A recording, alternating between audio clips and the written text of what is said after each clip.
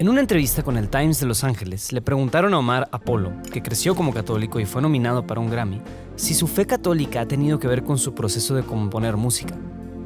Contestó diciendo: solía tener una enorme cantidad de culpa católica, totalmente, y tenía miedo de decir ciertas cosas en mi música por ello. Omar luego explicó que usar maldiciones o hacer música sobre ciertos temas lo hacía sentir culpable.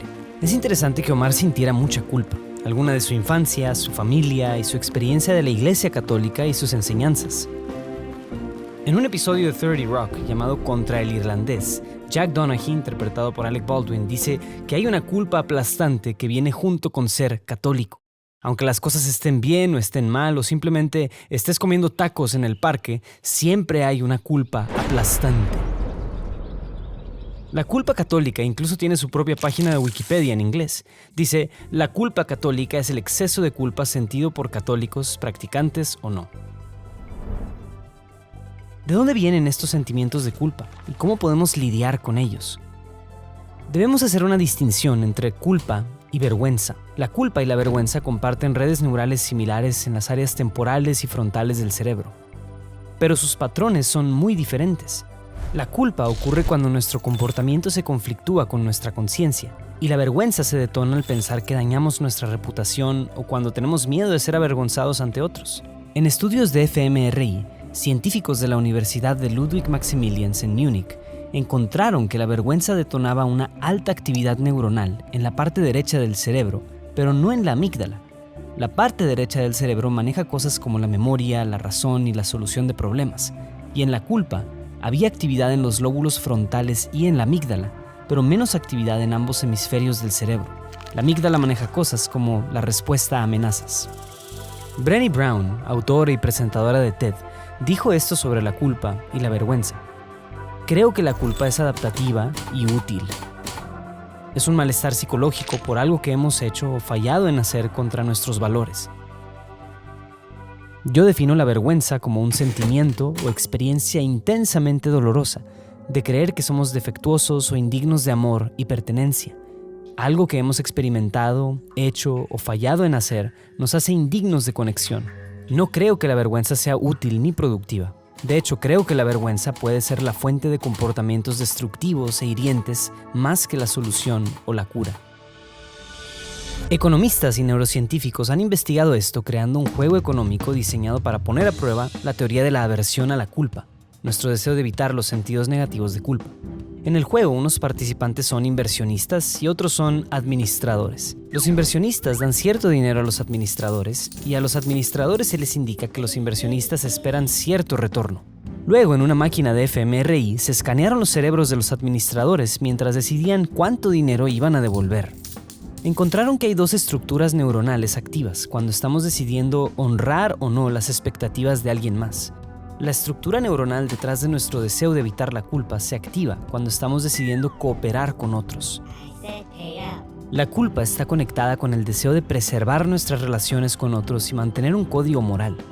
La psicóloga Jenna Field explica que la culpa está enfocada en el comportamiento y por esto es identificada como una emoción adaptable y moral, mientras que la vergüenza tiene más que ver con la identidad.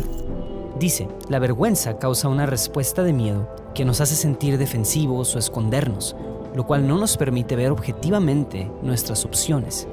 La vergüenza nos hace evitar la introspección y reconocer nuestros errores, porque si lo hiciéramos, concordaríamos con la narrativa de que somos malos o no tan buenos. Gerald Fishkin, psicólogo y autor de La ciencia de la vergüenza, lo explicó así: la culpa está asociada con la parte lógica de nuestro cerebro. La vergüenza es más emocional y típicamente no involucra razonamientos ni pensamientos lógicos. Por ejemplo, en relaciones, la culpa puede hacernos buscar restauración y evitar hacerle daño a otros. La vergüenza está más relacionada con la deshonra social y puede llevarnos a evadir a otros o escondernos. Hay una gran mentira de que los católicos tienen más culpa que los demás.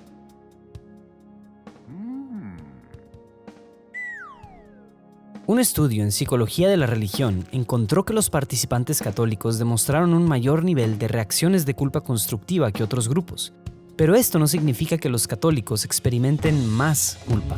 Investigadores de la Universidad de California, Berkeley y de la Universidad de Notre Dame estudiaron la culpa católica entre adolescentes en Estados Unidos. Los autores no encontraron evidencia de que los católicos experimenten más culpa que los no católicos. También expresaron que el catolicismo causaba y aliviaba menos culpa que otras religiones. Los autores no encontraron que los católicos practicantes sientan más culpa que otros católicos menos allegados. Tampoco encontraron diferencias en el efecto de comportamientos que inducen culpa entre católicos y no católicos. Durante la entrevista, Omar Apollo llegó a reconocer después: estos no son mis pensamientos, tengo mis perspectivas y vivo conforme mi propio código moral. Tal vez usamos los términos culpa y vergüenza de manera intercambiable. Tal vez Omar no estaba sintiendo culpa, pero algo de vergüenza sobre sus canciones y decisiones. Nos hace preguntarnos si sentiría culpa si no estuviese viviendo según su propio código moral. ¿Cómo podemos manejar la culpa y la vergüenza?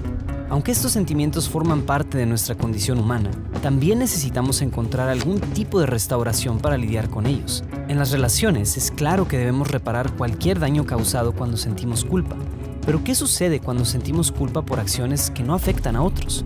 En esos casos, ¿deberíamos revisar nuestro código moral o buscar alguna otra forma de restauración?